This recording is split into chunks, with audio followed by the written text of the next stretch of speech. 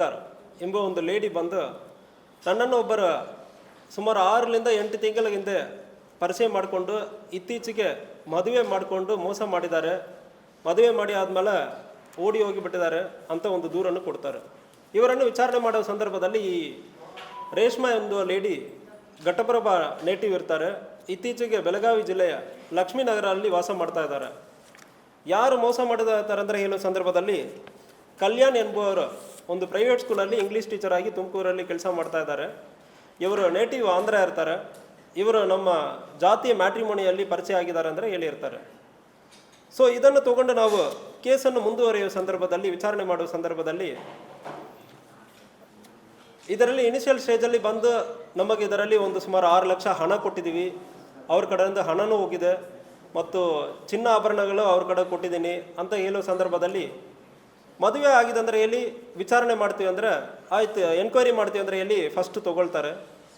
ತೊಗೊಂಡ ತಕ್ಷಣ FIR ಮಾಡಿ ಅಂದರೆ ಈ ಲೇಡಿ ಒತ್ತಾಯ ಮಾಡ್ತಾರೆ. ಒತ್ತಾಯ ಮಾಡೋ ಸಂದರ್ಭದಲ್ಲಿ ಮದುವೆ ಆಗಿದೆ ಇದರಲ್ಲಿ ಹೆಂಗೆ FIR ಮಾಡೋದು ಅಂದರೆ ಹೇಳ್ಬಿಟ್ಟು ಸ್ವಲ್ಪ ಡಿಲೇ ಮಾಡೋ ಸಂದರ್ಭದಲ್ಲಿ ಈ ಲೇಡಿ ಇನ್ಸ್ಪೆಕ್ಟ್ರಿಗೆ ಧಮಕಿ ಹಾಕ್ತಾರೆ. ಇನ್ಸ್ಪೆಕ್ಟ್ರಿಗೆ ಧಮಕಿ ಹೆಂಗೆ ಹಾಕೋದಂದ್ರೆ ಅವರು ಮೊಬೈಲ್ ಫೋನಲ್ಲಿಯೇ ಒಂದು ರೆಗ್ಯುಲರ್ ವಾಟ್ಸಪ್, ಒಂದು ಬಿಸ್ನೆಸ್ ವಾಟ್ಸಪ್ಪಲ್ಲಿ ಹೆಸರು ಹಾಕೋ ಸ್ಥಳದಲ್ಲಿ ಇನ್ಸ್ಪೆಕ್ಟರ್ ಅವರ ಅಫಿಷಿಯಲ್ ನಂಬರ್ ಅದರಲ್ಲಿ ಹಾಕ್ಕೊಳ್ತಾರೆ. ಬಿಸ್ನೆಸ್ ವಾಟ್ಸಪ್ ಇದರಲ್ಲಿ ಅಪ್ಲಿಕೇಶನಲ್ಲಿ ಇನ್ಸ್ಪೆಕ್ಟ್ರ್ ಮೊಬೈಲ್ ನಂಬರನ್ನು ಅದರಲ್ಲಿ ಮೇಲೆ ಹಾಕಿ ಸೇವ್ ಮಾಡ್ಕೊಳ್ತಾರೆ. ಒಂದೇ ಫೋನಲ್ಲಿ 2 ವಾಟ್ಸಪ್ ಇರ್ತದೆ. ಈ 2ಕ್ಕೂ ವಾಟ್ಸಪ್ ಹಾಕ್ತಾರೆ. ಒಂದು ವಾಟ್ಸಪ್ಲಿಂದ ಇನ್ನೊಂದು ವಾಟ್ಸಪ್ಗೆ ಕಾಲ್ ಮಾಡ್ತಾರೆ. ನೋಡುವುದಕ್ಕೆ ಇನ್ಸ್ಪೆಕ್ಟರ್ ಅಫಿಷಿಯಲ್ ನಂಬರ್ಲಿಂದ ವಿಡಿಯೋ ಕಾಲ್ ಹಾಕಿರೋ ಥರ ಕಾಣ್ತದೆ. ಮತ್ತು ಇವರೇ ಒಂದು ವಾಟ್ಸಪ್ ಮೆಸೇಜಲ್ಲಿಂದ ಇನ್ನೊಂದು ವಾಟ್ಸಪ್ಗೆ ಬಿಸ್ನೆಸ್ ಆ್ಯಪ್ಲಿಂದ ರೆಗ್ಯುಲರ್ ವಾಟ್ಸಪ್ ಅಪ್ಲಿಕೇಶನ್ಗೆ ಮೆಸೇಜ್ ಮಾಡ್ತಾರೆ. ನಾನು 1 ಲಕ್ಷ ಕೊಟ್ಟಿದ್ದೀನಿ, ನೀವು ಯಾಕೆ ಇನ್ನೂ ಕೆಲಸ ಮಾಡ್ತಾ ಇಲ್ಲ ಅಂತ ಒಂದು ಮೆಸೇಜ್ ಮಾಡ್ತಾರೆ. ಸ್ವಲ್ಪ ಇನ್ನೊಂದು ಮೆಸೇಜ್ ಡೆವಲಪ್ ಮಾಡಿ ಘಟಪ್ರಭಾ ಪೊಲೀಸ್ ಸ್ಟೇಷನ್ ಸ್ಟಾಫ್ ಒಬ್ಬರ ನಂಬರನ್ನು ಅದರಲ್ಲಿ ಸೇವ್ ಮಾಡಿಕೊಂಡು ಅದರಲ್ಲಿಂದ ಡಿಸ್ಕಷನ್ ಆಗುವ ಥರ ನಾನು 1 ಲಕ್ಷ ಕೊಟ್ಟಿದ್ದೀನಿ, ನೀವು ಇನ್ನೂ ಯಾಕೆ ಕೆಲಸ ಮಾಡ್ತಾ ಇಲ್ಲ ಅಂದ್ರೆ ಈ ಲೇಡಿ ಹೇಳೋದು ಥರ ಒಂದು ಮೆಸೇಜ್. ಅವಳೇ ಬಿಸ್ನೆಸ್ ವಾಟ್ಸಪ್ಲಿಂದ ಇಲ್ಲ 6 ಲಕ್ಷ ಕೊಡಬೇಕಂದ್ರೆ ಡಿಮ್ಯಾಂಡ್ ಮಾಡೋದು ಥರ, ವಿಡಿಯೋ ಕಾಲ್ ಹಾಕುವ ಥರ ಇಂಥಾಗ ಒಂದು ಕ್ರಿಯೇಟ್ ಮಾಡ್ತಾರೆ. ಒಂದೇ ಫೋನ್ಲಿಂದ ಮೆಸೇಜ್, ಒಂದು ವಾಟ್ಸಪ್ಲಿಂದ ಇನ್ನೊಂದು ವಾಟ್ಸಪ್ಗೆ ಮೆಸೇಜ್, ವಿಡಿಯೋ ಕಾಲ್ ಹಾಕೋದು, ಇದೆಲ್ಲ ಮಾಡಿ ನಂತರ ಧಮಕಿ ಹಾಕ್ತಾರೆ. ಇನ್ಸ್ಪೆಕ್ಟ್ರಿಗೆ ಧಮಕಿ ಹಾಕ್ತಾರೆ. ಅದಾದಮೇಲೆ ನನ್ನ ಕಡೆ ಬಂದು ಇನ್ಸ್ಪೆಕ್ಟ್ರ್ ನಮಗೆ ಇಂಥಾಗ ಮೋಸ ಮಾಡಿದ ಅಂದರೆ ಹೇಳೋ ಸಂದರ್ಭದಲ್ಲಿ ವಿಚಾರಣೆ ಮಾಡುವಾಗ, ಸರ್ ಇದು ನಾನು ನನ್ನ ಮೊಬೈಲ್ ನಂಬರ್ ಕೊಡ್ತೀನಿ ಸರ್, ಫೋರೆನ್ಸಿಕ್ ನೀವು ಯಾವಾಗ ಬೇಕಾದ್ರೆ ಕಳಿಸಿ, ಈ ಲೇಡಿ ಇಂಥ ಹೇಳಿದ್ದಾರೆ ಅಂದರೆ ಹೇಳಿ 2022 ಕೂಡ ಇದೇ ಲೇಡಿ ಮೇಲ್ಗಡೆ ಒಂದು ಕಂಪ್ಲೇಂಟ್ ಆಗಿರ್ತದೆ ಸರ್, ಇದು ಸ್ವಲ್ಪ ಡೀಟೇಲ್ ಆಗಿ ವಿಚಾರಣೆ ಮಾಡಬೇಕಂದ್ರೆ ಹೇಳಿ ಆದಮೇಲೆ ವಿಚಾರಣೆಯನ್ನು ಅದೇ ಸ್ಟೇಷನಲ್ಲಿ ನಡೆಸೋದು ಸರಿ ಇಲ್ಲ ಅಂದರೆ ಹೇಳಿಬಿಟ್ಟು DSP ಬೈಲೊಂಗಲ್ ಅವ್ರ ಕಡೆ ವಿಚಾರಣೆಯನ್ನು ಹ್ಯಾಂಡ್ ಓವರ್ ಮಾಡಿದ್ದೀವಿ. ವಿಚಾರಣೆಯನ್ನು ಹ್ಯಾಂಡ್ ಓವರ್ ಮಾಡಿ ನಂತರ ಇವರ ಬಗ್ಗೆ ಚೆಕ್ ಮಾಡುವ ಸಂದರ್ಭದಲ್ಲಿ ಇದೇ ರೀತಿಯಲ್ಲಿ ಸುಮಾರು ಒಂದು 5 FIR ಬೇರೆ ಬೇರೆ ಕಡೆ ಮಾಡಿರೋದು ಕಂಡು ಬಂದಿರ್ತದೆ. First FIR 2012 first FIR Kudchi police ಸ್ಟೇಷನಲ್ಲಿ ಮಾಡ್ತಾರೆ. ಕುಡ್ಚಿ ಪೊಲೀಸ್ ಸ್ಟೇಷನಲ್ಲಿ ಇರುವ ಸಂದರ್ಭದಲ್ಲಿ ನನ್ನ ಪಕ್ಕದ ಮನೆಯವ್ರಿಗೆ ನನಗೆ ಪರಿಚಯ ಆಗಿತ್ತು. ಅವರು ನನ್ನ ಕಡೆ ಚೆನ್ನಾಗಿ ಮಾತಾಡಿಕೊಂಡು ಮದುವೆ ಮಾಡ್ತೀನಿ ಅಂದರೆ ಹೇಳಿಬಿಟ್ಟು ಮದುವೆ ಮಾಡ್ತಾ ಇಲ್ಲ. ಸೊ ನಾವು ಸುಮಾರು ದಿವಸದಿಂದ ನಮಗೆ ಮೋಸ ಮಾಡಿದ್ದಾರೆ ಅಂದರೆ ಹೇಳಿಬಿಟ್ಟು ಫಸ್ಟ್ FIR 2012 ಆಗ್ತಾರೆ. ಅದಾದ ನಂತರ 2022 ಒಂದು FIR ಅನ್ನು ಮಾಡ್ತಾರೆ. ಇದರಲ್ಲಿ ಇದೇ ಘಟಪ್ರಭಾ ಪೊಲೀಸ್ ಸ್ಟೇಷನ್ ವ್ಯಾಪ್ತಿಯಲ್ಲಿ 2022 FIR ಮಾಡ್ತಾರೆ. ನಾಗರಾಜ್ ಎಂಬ police constable, Gadag police constable ಮೇಲೆ FIR ಮಾಡ್ತಾರೆ. ಏನಂದ್ರೆ ಮಾಡ್ತಾರೆ, ಅವರು ನನ್ನ ಗಂಡ ಮದುವೆ ಮಾಡಿ ನನ್ನ ಬಿಟ್ಟು ಹೋಗಿಬಿಟ್ಟಿದ್ದಾರೆ, ನನಗೆ ಇಷ್ಟ ಆಗ್ತಾ ಇಲ್ಲ ಅಂದರೆ ಎಲ್ಲಿ ಹೋಗಿಬಿಟ್ಟಿದ್ದಾರೆ ಅಂದರೆ ಹೇಳಿಬಿಟ್ಟು FIR ಅನ್ನು ಕೊಡ್ತಾರೆ. ಸೊ ಅದು ಮುಗಿದಾದ್ಮೇಲೆ ಇದು ಮೇ ತಿಂಗಳಲ್ಲಿ FIR ಆಗ್ತದೆ. ಅದೇ 2023 ಇನ್ನೊಬ್ಬರ ಮೇಲ್ಗಡೆ ಒಂದು ರೇಪ್ ಕೇಸ್ ಕೊಡ್ತಾರೆ.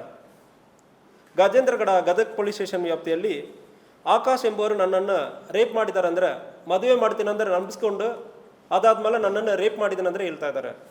ಇದರಲ್ಲಿ 2022 ಆಲ್ರೆಡಿ ತನಗೆ ಮದುವೆ ಆಗಿದೆ ಅಂದರೆ ಹೇಳಿ ಗಂಡ ನನಗೆ ಮೋಸ ಮಾಡಿದ್ದಾರೆ ಅಂದರೆ ಹೇಳಿ FIR ಮಾಡ್ತಾರೆ.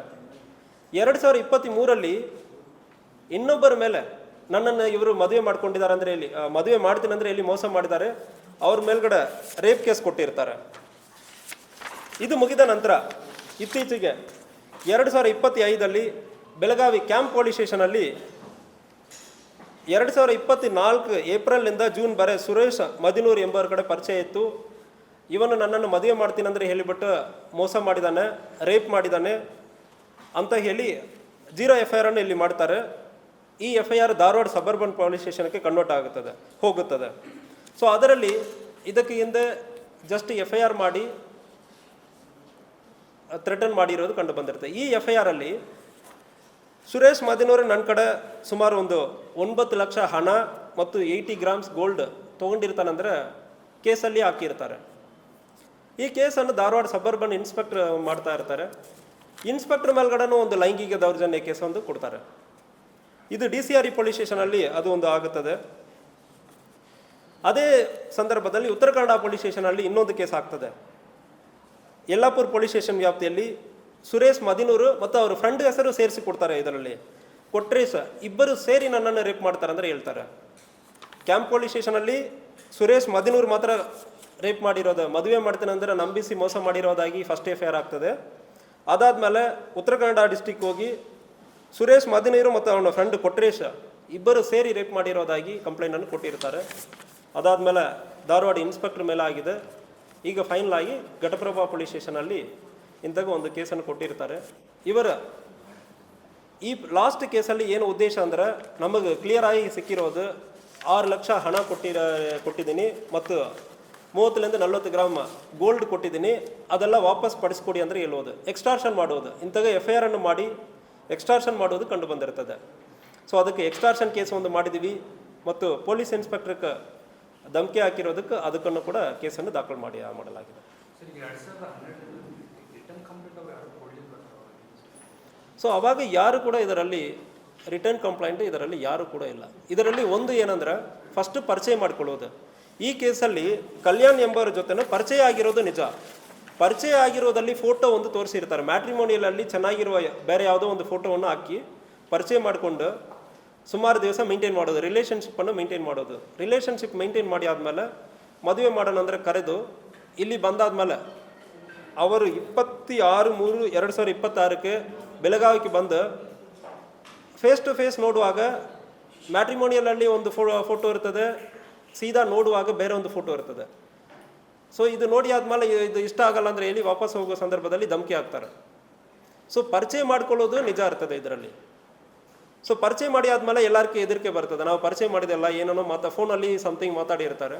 ಸೊ ಆ ಹೆದರಿಕೆಗೆ ಇದರಲ್ಲಿ ಇರುವ ಪ್ರಿಯಾದಾರ ಅಷ್ಟು ಜನರು ಕೂಡ ಎದುರ್ಕೊಂಡಿರೋದು ಕಂಡು ಬಂದಿರ್ತದೆ.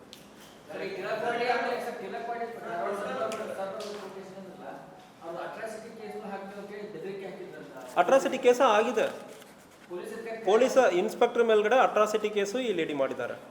ಅಟ್ರಾಸಿಟಿ ಕೇಸ್ ಮಾಡಿದ್ದಾರೆ, ಲೈಂಗಿಕ ದೌರ್ಜನ್ಯ ಮಾಡಿರೋದಾಗಿ ಹೇಳ್ತಾ ಇದ್ದಾರೆ, ರೇಪ್ ಮಾಡಿರೋದಾಗಿ ಹೇಳ್ತಾ ಇದ್ದಾರೆ. ಅದಲ್ಲದೆ ಈ ಕೇಸಲ್ಲಿ ಕೂಡ ನಮ್ಮ ಆಫೀಸರ್ಸ್ಗಿರೋ ಚಾಲೆಂಜ್ ಇದರಲ್ಲಿ ನಾವು ಕ್ಲಿಯರ್ ಆಗಿ ಹೇಳಿದ್ದೀವಿ. ಸೊ ಲೇಡಿ ಆಫೀಸರ್ ಇಟ್ಕೊಂಡೇ ವಿಚಾರಣೆ ಮಾಡಬೇಕು, ಅರೆಸ್ಟ್ ಮಾಡೋದ್ರಿಂದ ಲಾಸ್ಟ್ ಮೂಮೆಂಟ್ ಬರೀ ಲೇಡಿ ಆಫೀಸರ್ ಇಟ್ಕೊಂಡೇ ಮಾಡಬೇಕು ಅಂತ ಹೇಳೋ ಸಂದರ್ಭದಲ್ಲಿ ಆಫೀಸರ್ಸ್ ಹೊಡೆದಿದ್ದಾರೆ ಅಂದರೆ ಹೋಗಿ ಜಡ್ಜ್ ಕಡೆ ಕಂಪ್ಲೇಂಟ್ ಕೊಡ್ತಾರೆ. ಸೊ ಅದಾದಮೇಲೆ ಮೆಡಿಕಲಲ್ಲಿ ಪ್ರೂವ್ ಆಗಿದೆ ಯಾರು ಅವರು ಹೊಡೆದಿಲ್ಲ ಅಂದರೆ ನಾವು ಇನ್ವೆಸ್ಟಿಗೇಷನಲ್ಲಿ ಎಲ್ಲ ಸಂಪೂರ್ಣವಾಗಿ ಕ್ಲಿಯರ್ ಇಟ್ಕೊಂಡಿದ್ದೀವಿ. ಇವರ ಬಗ್ಗೆ ಗೊತ್ತಿದ್ದಾದ್ಮೇಲೆ ಇಷ್ಟು ನಾವು ಕೂಡ ಸೂಕ್ಷ್ಮವಾಗಿ ವಿಚಾರಣೆಯನ್ನು ನಡೆಸಿದ್ದೀವಿ. ಮತ್ತು ಫೇಸ್ ಟು ಫೇಸ್ ಮದುವೆ ಆಗಿದೆ ಅಂದರೆ ಇವರು ಹೇಳ್ತಾ ಇದ್ದಾರೆ. ಲಾಸ್ಟ್ ಕೇಸಲ್ಲಿ ತುಮಕೂರು ಕಲ್ಯಾಣ ಅವನ ಜೊತೆ ಮದುವೆ ಆಗಿರೋದಾಗಿ ಹೇಳ್ತಾ ಇದ್ದಾರೆ. ಅದನ್ನು ಚೆಕ್ ಮಾಡಿ ಅವರ ತಾಯಿ ಮತ್ತು ಅವರ ತಾಯಿ ತಂಗೆ ಇವರೆಲ್ಲ ಕೂಡ ಮದುವೆಗೆ ಬಂದಿರೋದಾಗಿ ಹೇಳೋ ಸಂದರ್ಭದಲ್ಲಿ ಅವ್ರ ಕಡೆ ಕ್ರಾಸ್ ಎಕ್ಸಾಮಿನೇಷನ್ ಮಾಡೋ ಸಂದರ್ಭದಲ್ಲಿ ಅಂತಾಗ ಯಾವುದೇ ಮದುವೆ ಆಗಿಲ್ಲ ಅಂದರೆ ಅವರ ತಾಯಿನೇ ಒಪ್ಕೊಂಡಿದ್ದಾರೆ.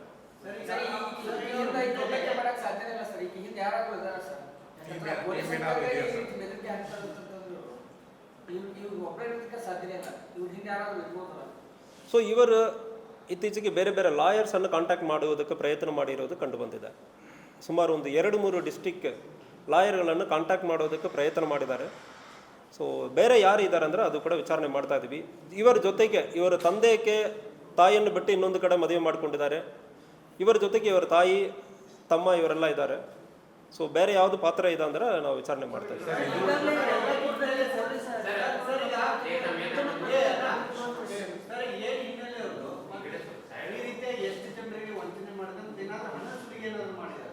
ಇಲ್ಲ, ಇದರಲ್ಲಿ ಉದ್ದೇಶನೇ ಹಣ ವಸೂಲಿ ಮಾಡುವುದೇ ಇವರ ಉದ್ದೇಶ ಇದೆ. ಎಷ್ಟು ಜನಕ್ಕೆ ಈ ತರ ಮೋಸ? Native place Ghataprabha. First case ಕುಡಿಸಿಯಲ್ಲಿ ಆಗುತ್ತದೆ, ಆದಮೇಲೆ ಘಟಪ್ರಭಾನಲ್ಲಿ ಒಂದು ಆಗುತ್ತದೆ, ಆದಮೇಲೆ ಗದಗಲ್ಲಿ ಒಂದು ಆಗ್ತದೆ, ಆದಮೇಲೆ ಧಾರವಾಡಲ್ಲಿ ಒಂದು ಆಗ್ತದೆ, ಉತ್ತರ ಕನ್ನಡದಲ್ಲಿ ಒಂದು ಆಗುತ್ತದೆ, ಅದಾದಮೇಲೆ ಇನ್ಸ್ಪೆಕ್ಟರ್ ಮೇಲೆ ಒಂದು, ಈಗ ಘಟಪ್ರಭಾ ಏಳು ಕೇಸ್ ಆಗಿದೆ. ಘಟಪ್ರಭಾ ಘಟಪ್ರಭಾ ಅಂದರೆ ಹೇಳ್ತಾ ಇದ್ದಾರೆ.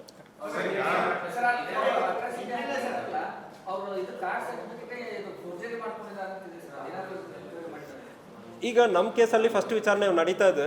ಇದರಲ್ಲಿ ಹಿಂದಿನ ಕೇಸಲ್ಲಿ ಕೂಡ ಇದರಲ್ಲಿ ನಾವು ಸೇರಿಸಬೇಕಂದ್ರೆ ಇದು ವಿಚಾರಣೆ ನಡೀತಾ ಇದೆ. ವಿಚಾರಣೆ ಇನ್ನೂ ಇದರಲ್ಲಿ ಮದುವೆ ಕಾರ್ಡ್ ಪ್ರಿಂಟ್ ಮಾಡಿ ಒಂದು ಇಟ್ಕೊಂಡಿದ್ದಾರೆ ಎವಿಡೆನ್ಸ್ಗೆ, ಮತ್ತು ಮ್ಯಾರೇಜ್ ಅಗ್ರಿಮೆಂಟ್ ಥರ ಒಂದು ಕಾಪಿ ಒಂದು ಇಟ್ಕೊಂಡಿರ್ತಾರೆ. ಡಾಕ್ಯುಮೆಂಟ್ ಫೋರ್ಜರಿ ಕೂಡ ಮಾಡ್ತಾ ಇದ್ದಾರೆ. ವಾಟ್ಸಪ್ಪಲ್ಲಿ ಕಾನ್ವರ್ಸೇಷನ್ ಆಗಿರೋ ಥರ, ಆಫೀಸರ್ಸ್ ಜೊತೆ ಕಾನ್ವರ್ಸೇಷನ್ ಆಗೋ ಥರ ಒಂದು ರೆಕಾರ್ಡ್ ಕ್ರಿಯೇಟ್ ಮಾಡಿ ಅದರಲ್ಲಿ ಸ್ಕ್ರೀನ್ಶಾಟ್ ಇಟ್ಕೊಂಡಿರ್ತಾರೆ. ಸೊ ಭಾಳಷ್ಟು ಇನ್ನೂ ಇನ್ವೆಸ್ಟಿಗೇಷನ್ನ ಸಂಪೂರ್ಣವಾಗಿ ನಮಗೆ ಅಕ್ಯೂಸ್ಡ್ ಇದ್ದಾರೆ ಅಂದರೆ ನಮಗೆ ಪೊಲೀಸ್ ಐಟಿಯಲ್ಲಿ ಪತ್ತೆ ಮಾಡೋದು ಈಸಿ ಇರ್ತದೆ. ಇವರು ಫಿರ್ಯಾದಿದಾರರು ಇರೋದ್ರಿಂದ ಇವರು ಇನ್ನೂ ಬೇರೆ ಎಲ್ಲಿ ಎಲ್ಲ ಮಾಡಿದ್ದಾರೆ ಅಂದರೆ ನಾವು ಚೆಕ್ ಮಾಡಬೇಕು.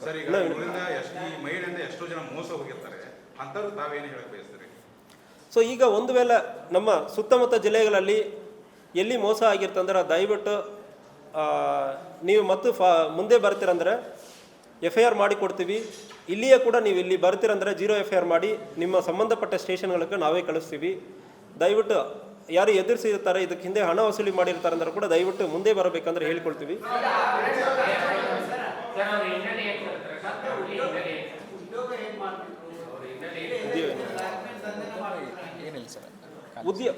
ಉದ್ಯೋಗ ಏನೂ ಇಲ್ಲ, ಇದನ್ನೇ ಬ್ಲ್ಯಾಕ್ ಮ್ಯಾಜಿಕ್ ಮಾಡೋ ಥರ ಮನೆಯಲ್ಲಿ ಸ್ವಲ್ಪ ಬೇರೆ ಬೇರೆ ಎಕ್ವಿಪ್ಮೆಂಟ್ಸ್ ಎಲ್ಲ ಇಟ್ಕೊಂಡಿರೋದು ಕೂಡ ಕಂಡು ಬಂದಿದೆ.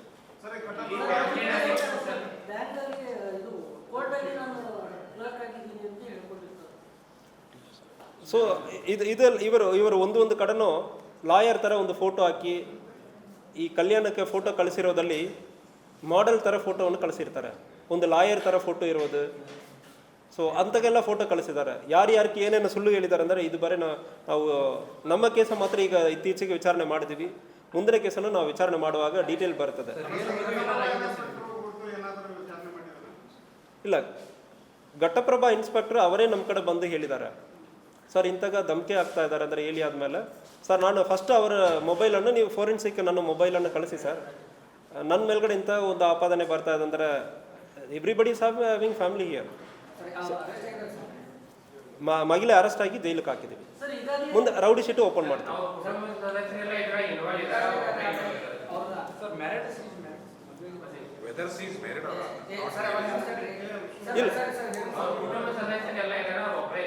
ಇಲ್ಲ, ಈ ವಿಚಾರದಲ್ಲಿ ತಾಯಿ ಜೊತೆಗೆ ಇದ್ದಾರೆ, ಬಟ್ ಇವರು ಮಾಡ್ತಾ ಇರೋದು ಇದು ಬರೋ ಸದ್ಯಕ್ಕೆ ಅವ್ರ ಪಾತ್ರ ಕಂಡು ಬಂದಿರಲ್ಲ. ಜೊತೆಗೆ ಇದ್ದಾರೆ, ಬಟ್ ಇವರು ಇಂಥಗ ಮಾಡ್ತಾ ಇದ್ದಾರೆ ಅಂದರೆ ಅವ್ರಿಗೂ ಗೊತ್ತಿರಲ್ಲ. ಬೇರೆ ಕೇಸ್ಗಳಲ್ಲಿ ಅದು ಕೂಡ ಚೆಕ್ ಮಾಡ್ತಾ ಇದ್ವಿ. ಅವ್ರು ಮದುವೆ ಆಗಿಲ್ಲ ಅಂದರೆ ಹೇಳ್ತಾ ಇದ್ದಾರೆ. ನಮಗೆ ಮಾಹಿತಿ ಪ್ರಕಾರ ಮದುವೆ ಆಗಿದೆ ಅಂದ್ರೂ ಒಂದು ಮಾಹಿತಿ ಇದೆ. ಆಲ್ರೆಡಿ ಒಂದು ಪೊಲೀಸ್ ಕಾನ್ಸ್ಟೇಬಲ್ ಮೇಲ್ಗಡೆ ಮದುವೆ ಆಗಿ ಇವರು ನನ್ನ ಗಂಡ ಅಂದರೆ ಎಲ್ಲಿ ಅವ್ರ ಕಡೆ ಇದು ಕೂಡ ಮೇಂಟೆನೆನ್ಸ್ ಕೇಸ್ ಕೂಡ ಒಂದು ಹಾಕಿದ್ದಾರೆ. ಎಲ್ಲರನ್ನೂ ಟಾರ್ಗೆಟ್ ಮಾಡ್ತಾರೆ. ಯಾರು ಸಿಗ್ತಾರಂದ್ರೂ, ಅವ್ರ ವಿಕ್ಟಿಮ್ ಯಾರು ಸಿಗ್ತಾರಂದ್ರೂ ಹಣ ವಸೂಲಿ ಮಾಡುವ ಉದ್ದೇಶದಿಂದ ಎಲ್ಲರನ್ನೂ ಕೂಡ ಪೊಲೀಸಕ್ಕೂ ಅವ್ರು ಯಾವುದೇ ತುಂಬ ಧೈರ್ಯವಾಗಿ ಬಂದು ಮಾತಾಡ್ತಾ ಇದ್ದಾರೆ. ನನ್ನ ಚಾಂಬರ್ಗೆ ಬಂದು ಮಾತಾಡುವಾಗ ನಾನು ಹೇಳಿದೆ, ನೀವು ಎಷ್ಟು ಕೇಸ್ ನಿಮ್ಮ ಮೇಲ್ಗಡೆ ಆಗಿದೆ ಅಂದರೆ, ಇಲ್ಲ ನಮ್ಮ ಮೇಲ್ಗಡೆ ಯಾಕೆ ಇಲ್ಲ ಸರ್, ನಾನು ಒಂದು ವಿಕ್ಟಿಮ್ ಇದೆ, ನನ್ನ ಕಡೆ ಯಾಕೆ ನೀವು ಹಿಂಗೆ ಮಾತಾಡ್ತಾ ಇದ್ದಾರೆ ಅಂದರೆ ನನಗೆ ಮಾತಾಡಿದರು.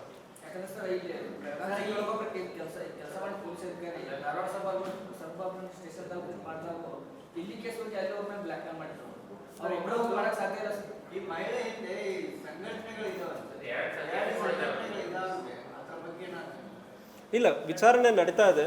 ಇದರಲ್ಲಿ ಯಾರ್ಯಾರೆಲ್ಲ ಈ ಕೈವಾಡ ಇದೆ, ಇವ್ರಿಗೆ ಸಪೋರ್ಟ್ ಮಾಡಿರೋದಕ್ಕೆ ಲೀಗಲ್ ಅಸಿಸ್ಟೆನ್ಸ್ ಯಾರು ಕೊಡ್ತಾ ಇದ್ದಾರೆ, ಕಂಪ್ಲೇಂಟ್ ಡ್ರಾಫ್ಟ್ ಮಾಡಿರೋದು ಲೀಗಲಿ ಕಾಣ್ತಾ ಇದೆ. ಇವರ ಕೈಯಲ್ಲಿ ಕಂಪ್ಲೇಂಟ್ ಮಾಡೋದಕ್ಕೆ ಸಾಧ್ಯನಲ್ಲ ಅನ್ನೋದು ನಮಗೆ ಡೌಟ್ ಇದೆ. ಯಾರ್ಯಾರೆಲ್ಲ ಇದಕ್ಕೆ ಅಸಿಸ್ಟ್ ಮಾಡಿದ್ದಾರೆ ಅಂದರೆ ಅವರನ್ನು ಕೂಡ ನಾವು ಮುಂದಿನ ದಿವಸದಲ್ಲಿ ಅರೆಸ್ಟ್ ಮಾಡ್ತೀವಿ.